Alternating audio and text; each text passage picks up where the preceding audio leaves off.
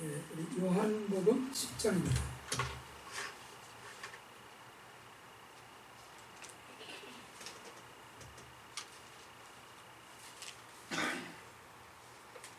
요한복음 10장 1절에서 6절까지 보도록 하겠습니다.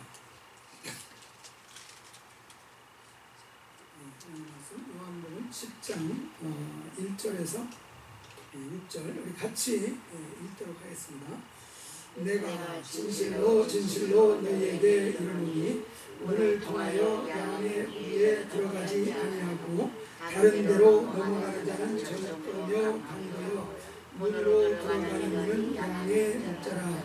문지기는 그를 위하여 문을 열고 양은 그의 음성을 듣나니 그가 자기 양의 이름을 각각 불러 인도하여 내느니라. 자기 양을 다 내놓은 후에 앞서가면 양들이 그의 음성을 아는 거로 따라오되 타인의 음성은 알지 못하는 거로 따르지 아니하고 도리어 도망하느니라. 예수께서 이 비유로 그들에게 말씀하셨으나 그들은 그가 하신 말씀이 무엇인지 알지 못하니라. 아멘.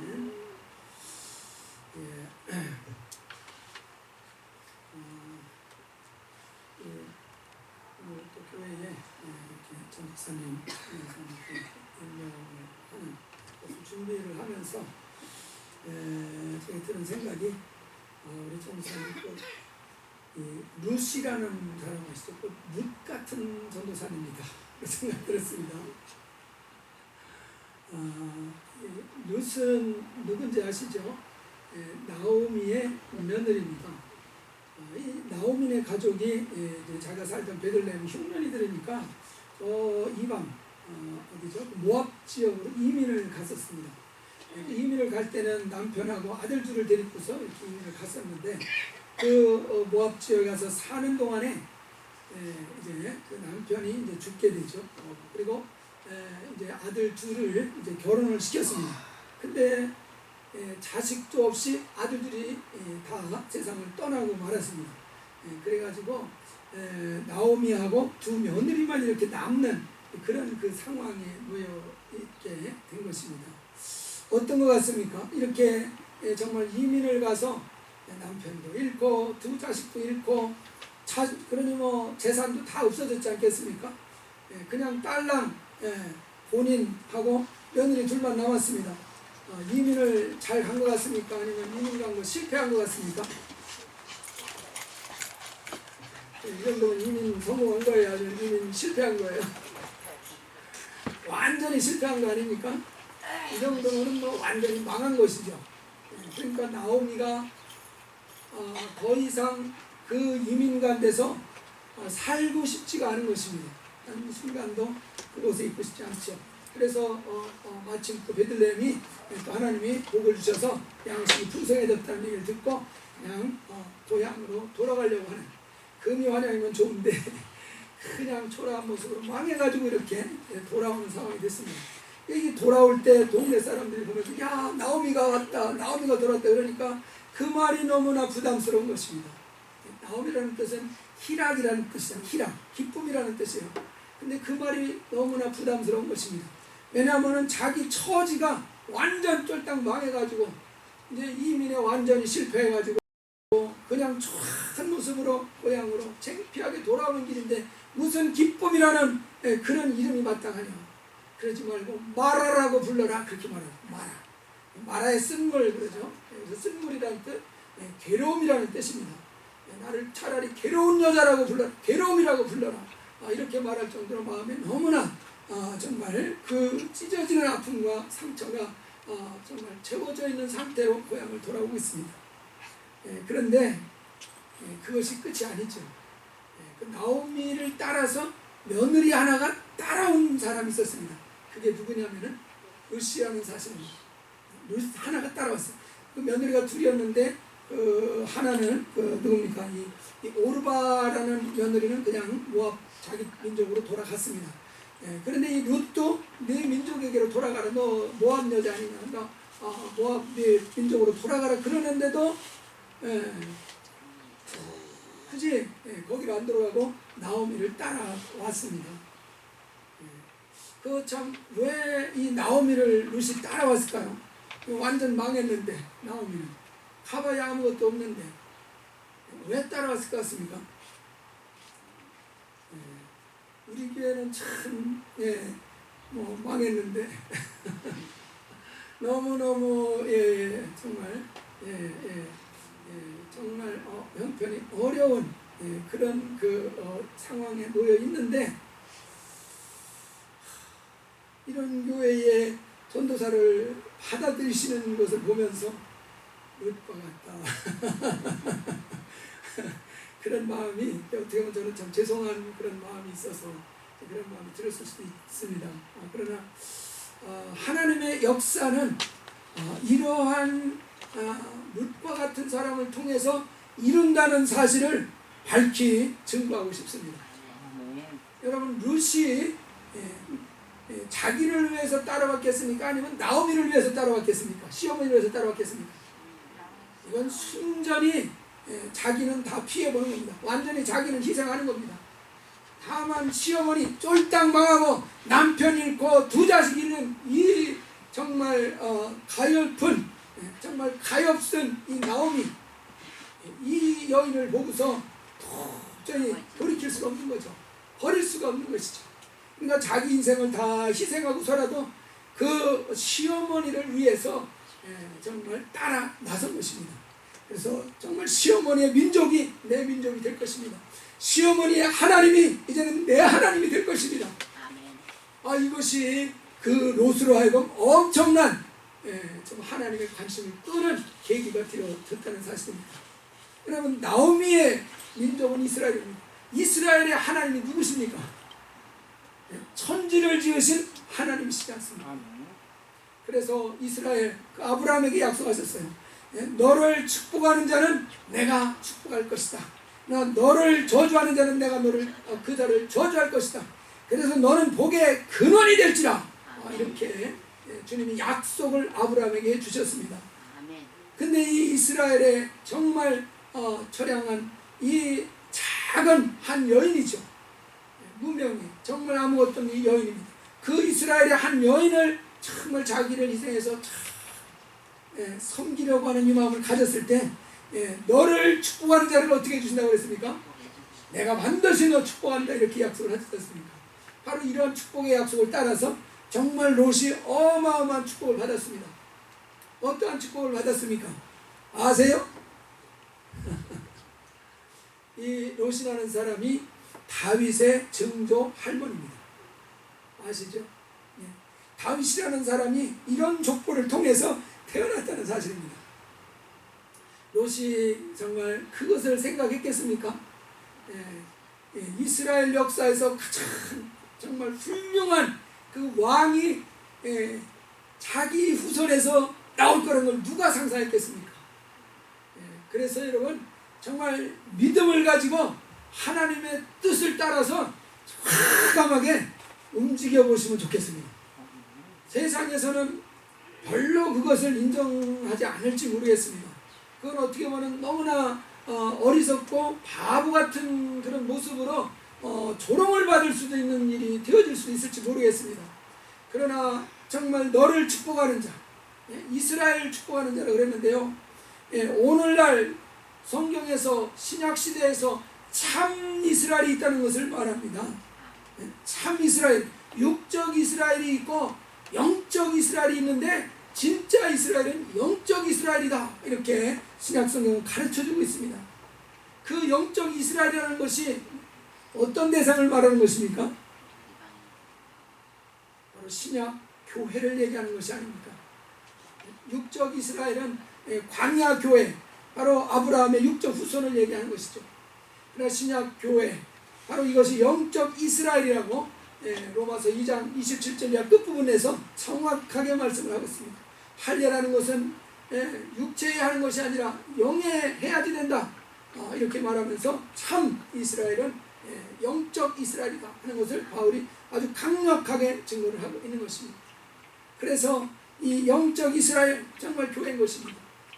그 교회를 위해서 정말 우리가 하나님 앞에서 충성하고 또 정말 내가 희생이 될 수 있을 만큼 내가 정말 손해를 볼 수 있을 만큼 내 삶에 치명적인 손해가 있을 만큼 정말 교회를 위한다면 이것이 손해일까요? 이것이 정말 하나님의 축복이 될까요?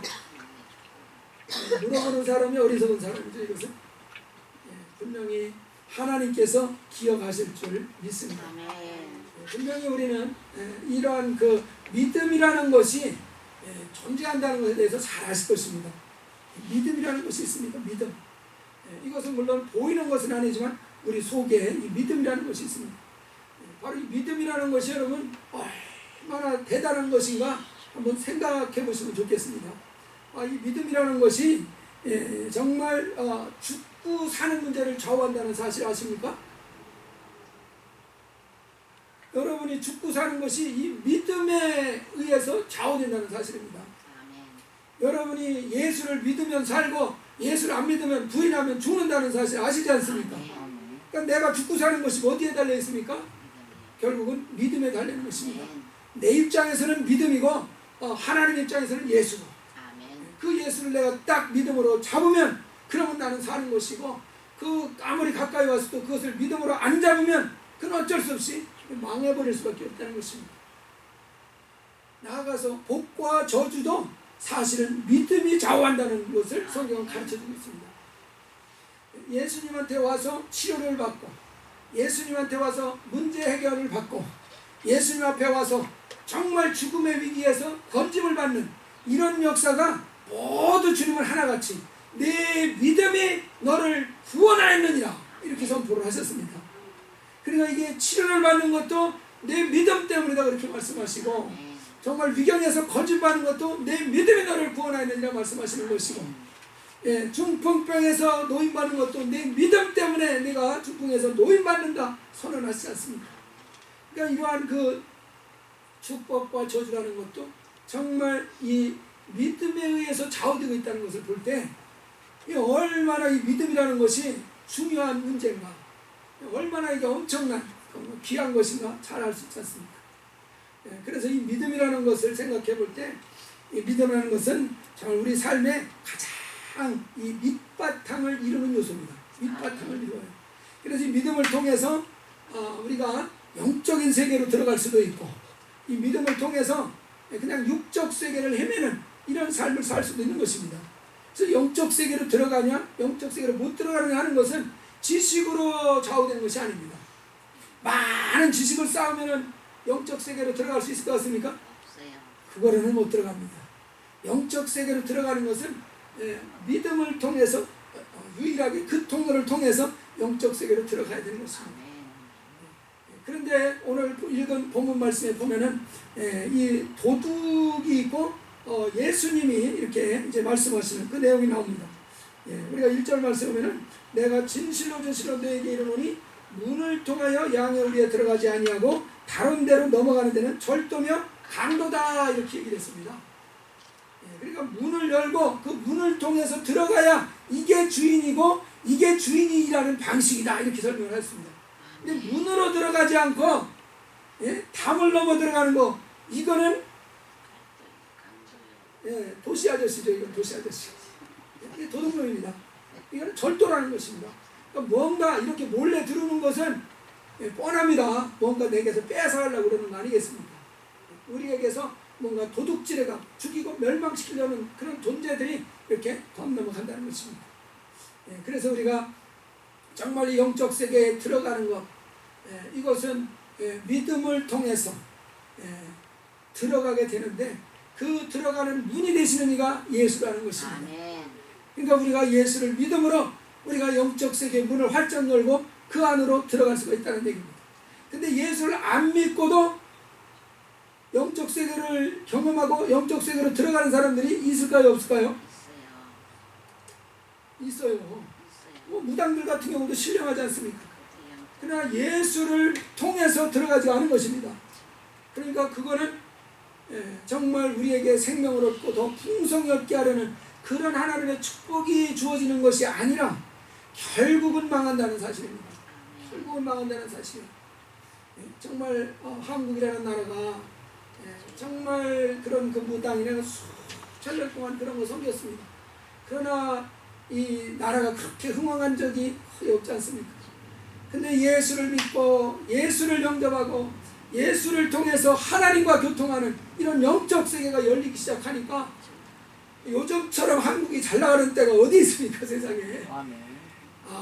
참 이 한국이 뭐 G7에 플러스에서 G8에 막 들어간다 막 이렇게까지도 대접을 받는다는 것은 엄청난 일 아니겠습니까? 이건 상상도 못하는 그런 일인데 정말 문을 열고 그 믿음을 통해서 예수를 잡고 그 영적 세계로 들어가니까 하나님이 참 축복을 하시고 그러니까 이렇게 하나님 크게 높여주시는 역사가 있습니다. 아멘. 근데 우리가 여기에서 이렇게 문이라는 것이 정확히 무엇인지 여기에서 우리에게 가르쳐주고 있습니다. 그래서 이것을 문을 열고 드는 오직 믿음에 의해서 이루어지는 그런 일이기 때문에 정말 이 부분이 우리에게 너무나 귀하다는 사실입니다. 그래서 생사, 화복이 이것이 믿음에 달려 무엇을 믿을 것이냐, 무엇을 붙들 것이냐, 바로 내가 무엇을 믿을 것이냐 이거에 의해서 좌우되기 때문에 내가 무엇을 믿고 있나 이것을 항상 잘 살펴보시기 바랍니다. 그래서 내가 무엇을 믿고 있나를 잘 살펴보면 잘 진단해 보면은 그 사람이 정말 생명을 얻을 수 있을 사람인지 아니면 정말 복을 받을 수 있는 사람인지 이거를 분명하게 분별하고 정말 구분해 볼 수가 있을 것입니다.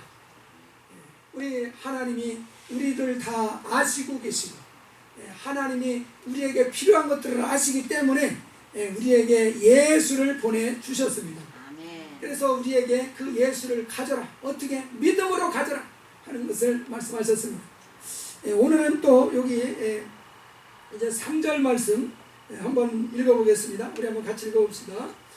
문지기는 그를 위하여 문을 열고 양은 그의 음성을 듣나니 그가 자기의 양의 이름을 각각 불러 인도하여 내느니라. 자, 여기에서 보면은 주님께서 자기 양의 이름을 불러내서 이렇게 인도한다 그랬는데 각각 불러낸다 이렇게 표현했습니다. 이 놀라운 얘기 아닙니까? 양의 이름을 각각 다 알고 계시기 때문에 그 이름을 부른다는 것입니다.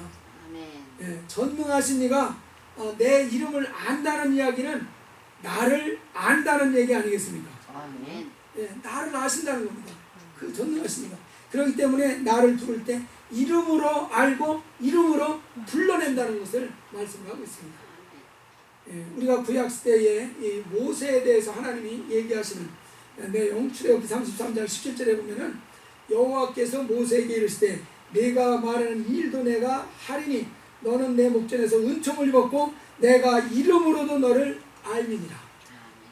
그래서 모세는 은총을 입은 자고 그렇기 때문에 내가 이름으로도 너를 알고 있다 이렇게 말씀을 하고 있습니다.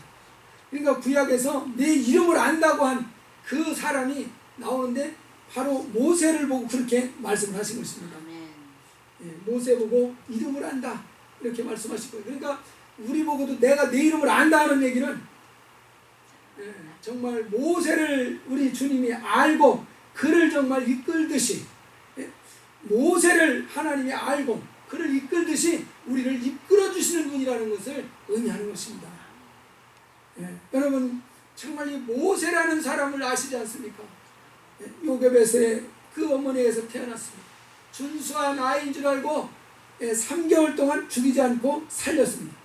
그 당시에 그 바로 치하에서는 남자를 낳으면 무조건 다 죽이라고 했거든요. 그런데 이 어머니 요게벳이 이 아이를 딱 낳고 보니까 준수해. 뭔가 범상치 않은 아이라는 걸 알았어요. 그러니까 그를 죽이라는 바로의 그 정말 서슬퍼런 명령도 어기고 몰래 숨긴 것입니다. 태어날 때부터 그 죽음의 위기를 안고 태어났는데 오행이 어머니가 믿음이 있었기 때문에 그를 지킨 것입니다. 그런데 3개월이 지나니까 애기 울음이 너무 큰 겁니다. 애기 울음소리가. 그러니까 그를 보호할 수가 없는 상황이 되어버린 것이에요. 그러니 그를 더 이상 자기가 보호할 수가 없습니다. 그러니까 여러분이 아시는 대로 갈대 상자를 만들어서 그 아이를 거기에다 넣고 이 나일 강문에 떠나버렸습니다. 이거는 어떻게 한 것입니까? 부모의 손에서 완전히 떠나서 이제 누구에게 맡긴 것입니까? 하나님께 완전히 맡겨버린 것입니다. 이제 모세의 운명은 완전히 하나님 손에 달린 것입니다. 사람이 어찌할 수 없어요. 바로 그 순간에 하나님이 그를 인도하셨습니다. 그래서 바로의 공주가 그것을 발견하게 하지 않습니까? 그것을 발견하는 것을 이 미리암 누나가 보고서 쫄래쫄래 쫓아가지고 공주한테 이 아기를 위한 유모를 좀 하나 모셔다 드릴까요? 그러니까 그래 좀 데려와라. 그러니까 이 미리암이 가가지고 누구를 모시고 갑니까? 모세의 어머니 요게벳을 공주에게 데려다 주잖아요. 그러니까 그 어머니가 다시 그를 안고 그를 양육을 하는 것입니다. 이것이 사람의 뜻으로 인도하는 것 같습니까? 하나님의 오묘한 섭리로 인도하는 것 같습니까? 하나님이 이끌어 가시는 거 아니겠습니까? 모세를 안다고 하시는 거 하나님이십니다. 그렇게 안다면은 모세를 그렇게 오묘하게 정말 섬세하게 이끌어 가시는 것처럼 우리도 이끌어 가시는 하나님이시라는 것을 의미한다는 사실입니다. 내 이름을 아시는 하나님이라면 나도 그렇게 인도해 주시는 하나님이시라는 것을 의미한다는 것입니다. 우리가 당장은 이해할 수 없습니다. 왜 내게 이런 사건이 일어났는가? 왜 내게 이러한 문제가 발생을 했는가? 도무지 이해할 수 없고 이 문제는 정말 내게 손해나고 해로운 그런 것밖에 안 될 것처럼 생각되는 정말 이해할 수 없는 문제도 있을지 모르겠습니다. 그러나 분명히 하나님이 내 이름을 아신다고 하면 내 인생은 그분의 손에 붙들려 있는 상태라는 것을 의미하기 때문에 그때도 우리는 하나님이 나를 아신다는 것으로 인해서 하나님이 나와 함께 하신다, 하나님이 내 삶을 인도하신다, 하나님이 나를 이끄신다 하는 것을 인정하고 시인할 수 있을 것입니다. 그래서 잠언 3장에서 보면은 범사에 너는 그를 인정하라, 시인하라, 그리하면 그가 내 길을 어떻게 합니까? 지도하시리라 말씀하신 것입니다. 정말 믿음으로 하나님이 나와 함께 하신다, 그분이 나를 주장하신다, 내가 입술로 고백하고 시인하면 그분이 나를 그 믿음대로 이끌어 가신다는 것입니다. 이것이 믿음의 역사요, 믿음의 능력이지 않습니까? 그래서 그분이 각각 그 이름을 알고 그 이름을 부른다는 것이 어떤 의미인가를 이 모세 사건을 보면 잘 알 수 있는 것입니다. 그래서 모세를 보면서 항상 하나님은 내가 내 이름으로도 안다, 얼굴로도 알지만 이름으로도 내가 너를 안다.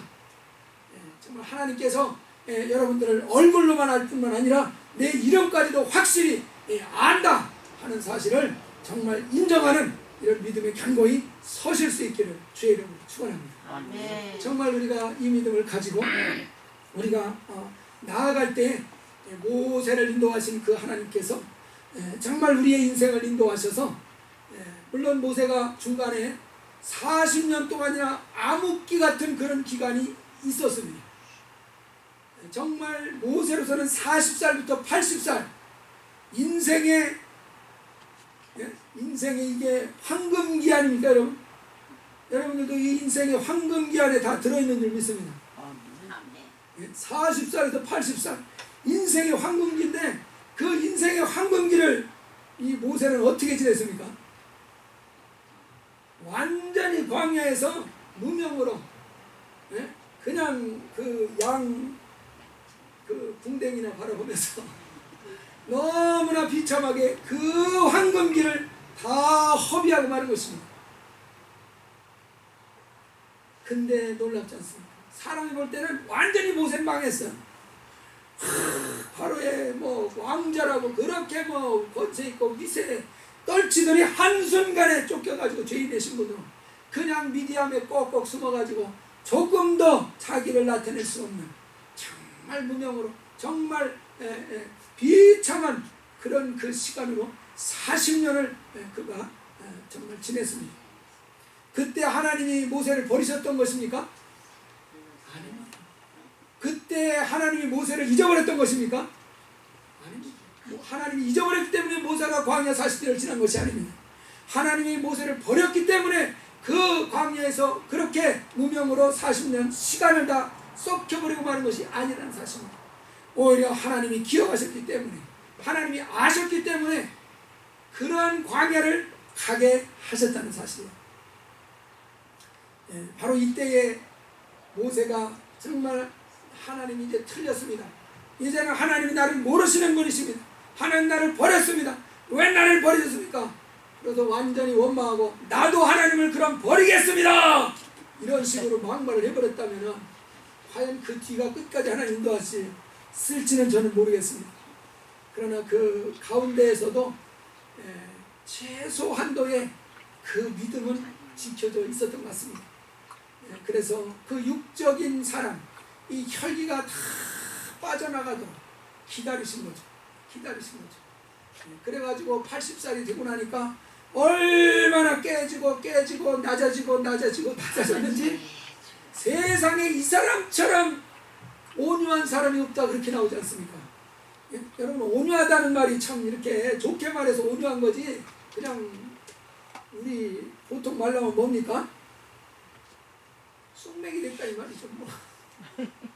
그냥 시키는 대로 하는 그런 쑥맥이 되어버린 것입니다. 정말 그러한 지경에까지 낮아질 수 있었던 것이 얼마나 엄청나게 깨졌습니까? 그러자 하나님은 마침내 들어서 전무후무한 주님의 일을 할 수 있는 이런 놀라운 주의 일꾼으로 이렇게 인도하셨다는 사실입니다. 그래서 모세를 말씀하실 때 내가 너를 이름으로도 안다 하는 이 놀라운 표현, 주님께서는 우리를 각각 우리의 이름을 부른다고 하는 것도 이와 같이 모세를 알듯이 나가 너를 안다는 그런 의미라는 사실입니다. 그렇게 안다고 하면은 우리를 그렇게 인도하고 계시는 중이라는 사실을 우리가 깨달을 수 있을 것입니다. 그렇다고 한다면은 우리가 어떤 상황, 어떤 형편에 있더라도 과감하게 감사를 선언하실 수 있으면 좋겠습니다. 참 이해가 안 가는 그런 상황이라 할지라도 나를 예수님이 내 이름을 아신다, 나를 예수님이 아신다, 나와 함께하고 있다는 것을 정말 믿는 이 믿음을 우리가 붙들고 있다면, 이 믿음을 가지고 정말 그분이 나와 함께 하신다, 그분이 나를 이끌어 가신다, 이 믿음을 선포하고 이 믿음을 신하고, 그리고 하나님 감사합니다. 요즘에는 제가 아침에 나올 때마다 차를 시동 걸고 하는 고백이 있습니다. 오늘도 참 좋은 날입니다. 오늘도 참 복된 날입니다. 오늘도 참으로 감사한 날입니다. 이걸 2번을 반복을 하는 겁니다. 왜냐? 예수님 때문입니다. 내 의는 이미 깨졌고 박살이 다 났으니까 그거 생각하면 나는 너무 비참한 인생이고, 그러나 그거는 예수 그리스도와 함께 십자가에 못이 박혀져 버렸다. 그것은 나와는 이제 분리가 되어졌다. 나와는 이제 상관없다. 죽어버렸으니까 상관없죠. 죽은 사람한테 빚 달라고 뭐 손 내미는 사람 보셨어요? 없습니다. 죽은 사람한테는 상관 안 해요.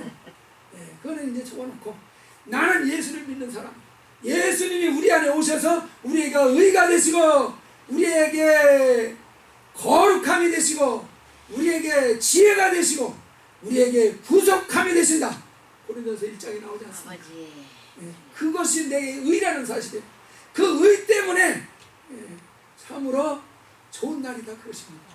좋은 일을 분명히 하나님께서 이루실 것이라는 것에 대한 믿음으로 그냥 선포를 하는 것입니다. 조금 의심이 되려고 해도 일단 선포하고 보자. 선포를 하고 하나님이 정말 내게 은혜를 주셔서 내가 예수를 믿기 때문에 그 믿음 때문에 내가 하나님 앞에서 은혜를 입고 그것으로 인해서 내가 복을 받는다는 것에 대해서 끝없이 인정을 하는 것입니다.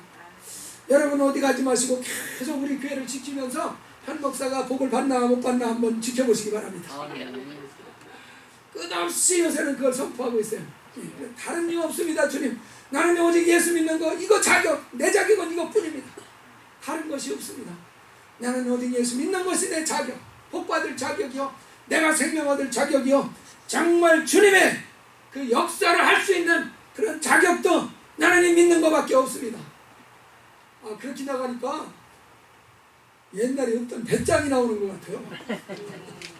뭔가 막 그냥 이렇게 막 예, 강하고 담대해지는 그런 걸 좀 느낍니다. 예, 그렇게 하다 보니까 교만해질 수도 있을 것 같이 생각되잖아요. 그렇지 않습니다. 예, 이 은혜를 생각하면 생각할수록 너무너무 감사하고 감격되지, 이게 교만해질래야 교만해질 수가 없다는 생각이 듭니다.